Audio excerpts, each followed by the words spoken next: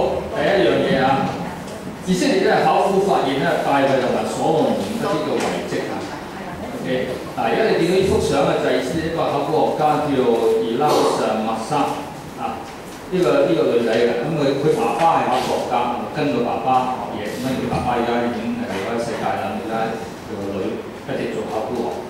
咁咧就喺耶路撒冷附近咧發現古建築物一啲結構物啊，然後佢查聖經就發覺好吻合聖經嘅記載，就係、撒母耳記下5章11節嗰度話，推羅王希蘭將香柏木運到大衛那裏，又差遣使者和木匠、石匠給大衛建造宮殿。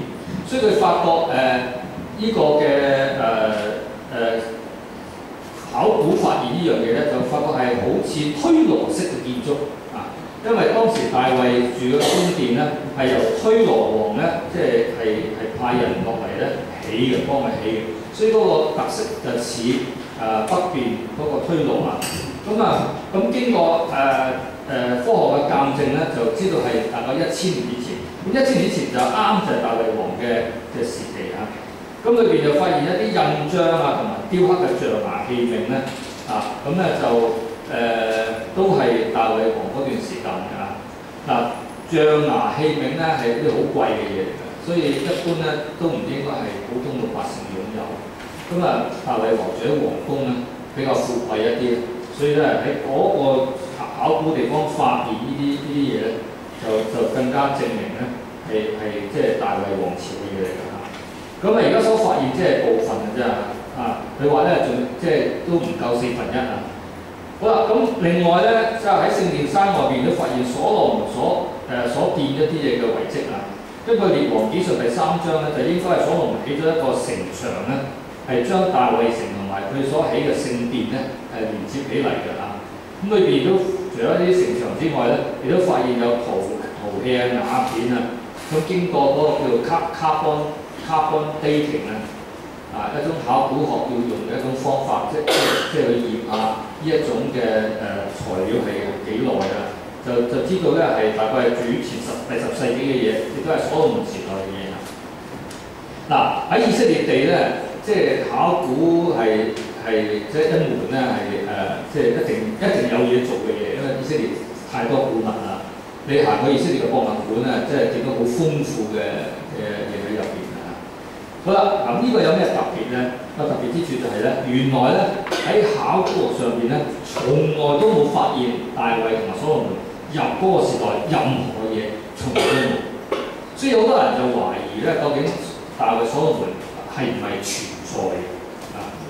即係雖然聖經裏邊記載佢哋嘅事蹟啦，但係淨係聖經記載啫，聖經以外有冇證據證明即係有大衛同埋所羅門？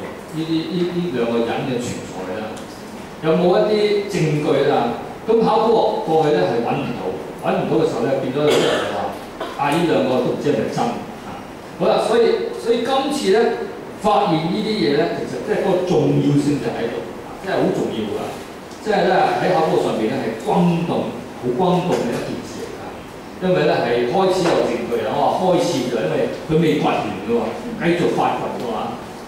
咁因此咧，呢樣嘢咧更加係成為一個佐證咧，證實咧，真係歷史上面的確係有大衛啊、有所羅門嘅。而家開始發現咗佢哋喺嗰個時代一啲建築物嘅一啲嘅遺跡，咁開始有係啦。所以咧呢個係一個好話，我哋為呢樣嘢感謝神好唔好啊？大家咧應該覺得興奮啊！不過你唔興奮都唔出奇，因為可能你對考古學冇咩興趣啊。不過所以你明白呢個發現好重要，真係好重要啊！即係第一次咧有一啲即係從來以前未曾有過嘅發現咧，而家發現咗啦啊！所以咧更加令我哋知道聖經嘅記載係如此嘅真實啊！我哋一齊開聲讚啲神好唔好？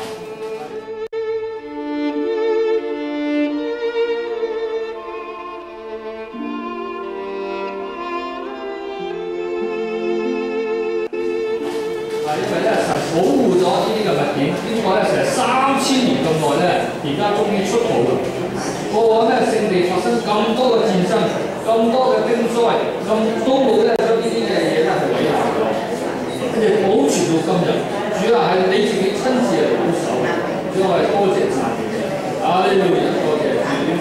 歸俾你。主啊，喺呢個時代，主啊，喺呢個時代能夠發現到我哋多謝主。啊，你願呢啲嘅發現去咧封住嗰啲懷疑論者，佢哋咧唔好懷疑聖經嘅記載。